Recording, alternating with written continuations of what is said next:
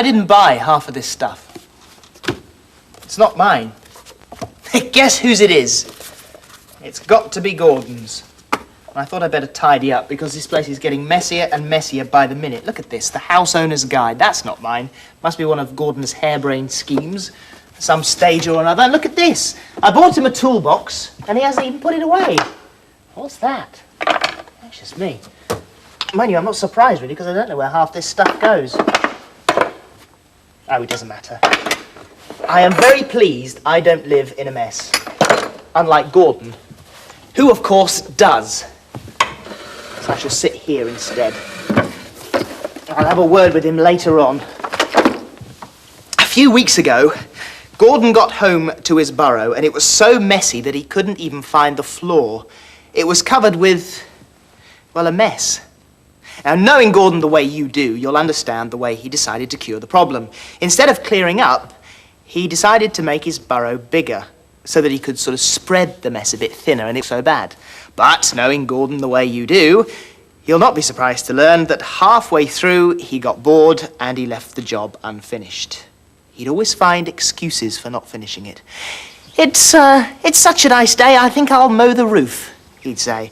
Or, I wonder what Philip's doing. Or, I must really write to Mum and Dad and Aunt Agatha and Uncle Harry and, of course, this cousin Pablo, too. I mustn't forget him. Or, I must answer all my fan mail and sign all those photographs. I'll finish the living room tomorrow. But he never did, you see. Tomorrow never comes, does it? Not for Gordon, anyway. Anyway, one day, Gordon was busy creating another mess with the help of a platoon of toy soldiers when suddenly he was showered with bits of soil and dust and a very surprised worm. He looked up and noticed an alarming bulge in the ceiling where he'd started burrowing to make the room bigger, but hadn't finished it. It looked as if it was about to collapse at any moment. Ooh, crumbs, he said. I'll have to prop up the roof with something to stop it falling down. But what could he use? He racked his brain but couldn't think of anything, so he racked it again just to be on the safe side. Aha! He cried, and dashed into the bedroom where he pulled out several large plastic bags and a box from under the bed. They were full of records by a group called the Rolling Gophers. Now, he'd bought hundreds of them to try and push their song, The Long and Winding Burrow, into the pop charts. It didn't work, and Gordon got stuck with loads of useless records. Useless until, of course, now. Frantically, he piled them one on top of the other until they reached the ceiling, and they were wedged tight against the bulge. There, that ought to hold it for a while, he said. Then he went to look for his tools so that he could fix it properly. But the tools weren't in his toolbox. Which isn't surprising because he rarely puts anything back when he's finished with it. They weren't in the bathroom either. Well, you never know, he thought. And they definitely weren't in his toy box. How was he going to finish the job without tools? He thought for a moment and then said the magic word. Philip. Philip's got a shed full of tools, he said, so he dashed round to borrow some. When he arrived, I was in the middle of being interviewed by Music Squeak magazine. Now, they sent round a part-time fashion reporter to do an article about me. She was a very trendy young reporter by the name of Glenda the Gopher. I hadn't told Gordon about it because I knew what would happen. Gordon loves publicity. And if there's a limelight going, he'll hog it. He can't help it. Cooey, Philip, he called, crashing in through the back door. Oh, no, I groaned. Philip, said Gordon, have you got any tools I could... Ah, he spotted Glenda. Hello, are you doing an interview? You are, aren't you? And he bounded over and introduced himself. Hi, he said, oozing as much cool as he could muster. I'm Gordon the Gopher. Can I have an interview too?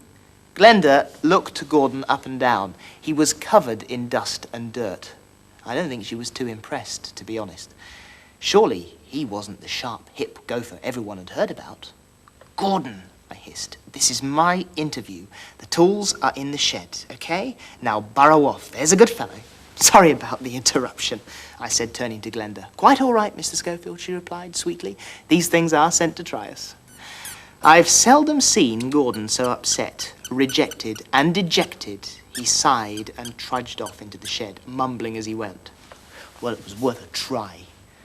Glenda and I tried to get back to the interview, but a moment later there was a loud banging and clattering and squeaking from the shed. Seconds later, he was back.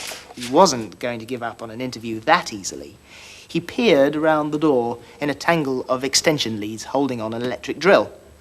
I was just thinking, he said hopefully. Gordon, I scolded. No, I really was, he went on. What this story needs is a little human interest. Meaning you, I suppose, I said. Why not? He said modestly. Because you're not human, I suggested. Well, he said, if you're going to be like that, then fate stepped in. And what makes you so interesting anyway? Demanded Glenda. Oh, it was a fatal mistake. I thought you'd never ask. Glenda looked on in disbelief as Gordon struggled to get untangled from the extension leads. I've done things you wouldn't believe, he boasted, and promptly dropped the electric drill on his foot. I can believe it, Glenda said sarcastically. And the best dressed gopher in Europe, he continued, hopping over and trying to rub his hurt foot at the same time. Of course, he failed miserably, tripped over a loop of loose lead and keeled over in a heap at Glenda's feet. Best dressed, she mused. I can see, as she looked down at Gordon's grubby t-shirt.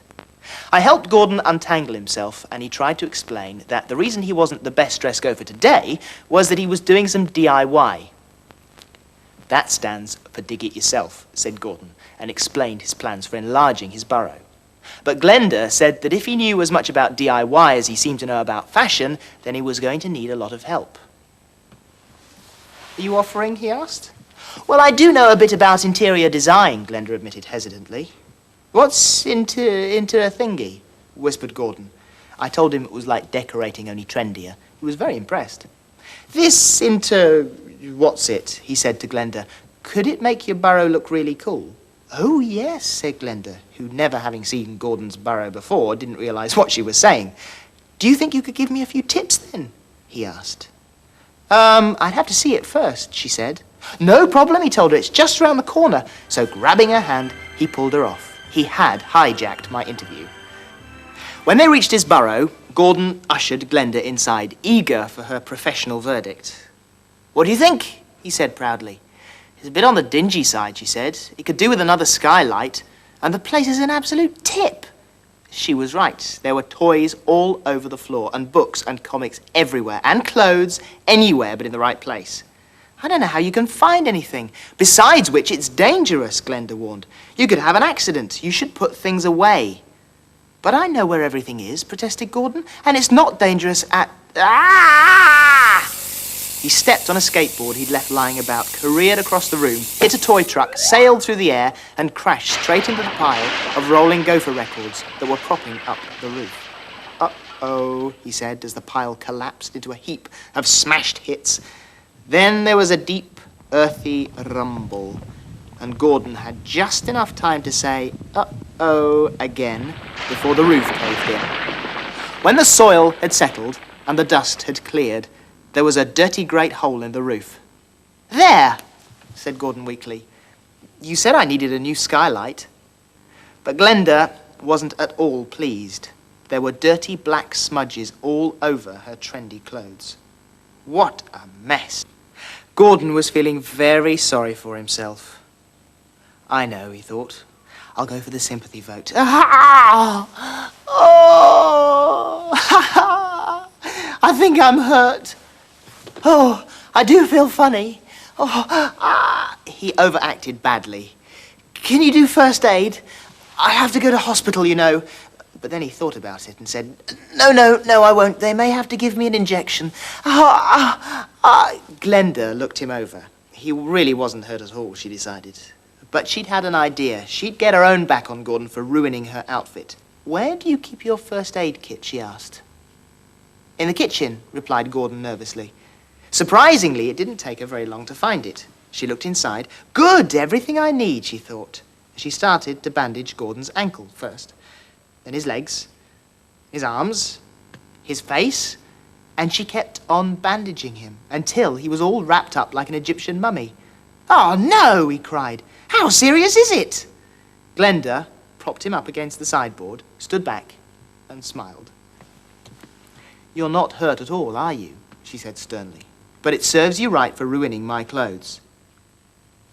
Well, I'm sorry, I didn't mean to, apologized Gordon. He looked so helpless and funny that Glenda had already forgiven him, but she wasn't going to tell him that, not yet anyway.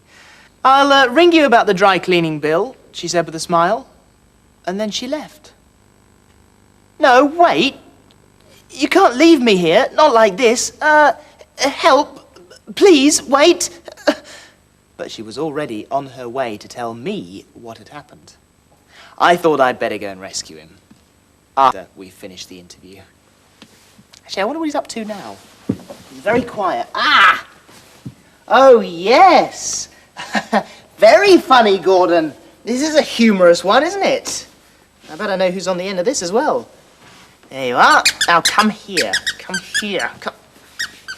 Come here. You've got to put this toolbox away. And you've got to untangle me, Gordon. At least come and give me a hand.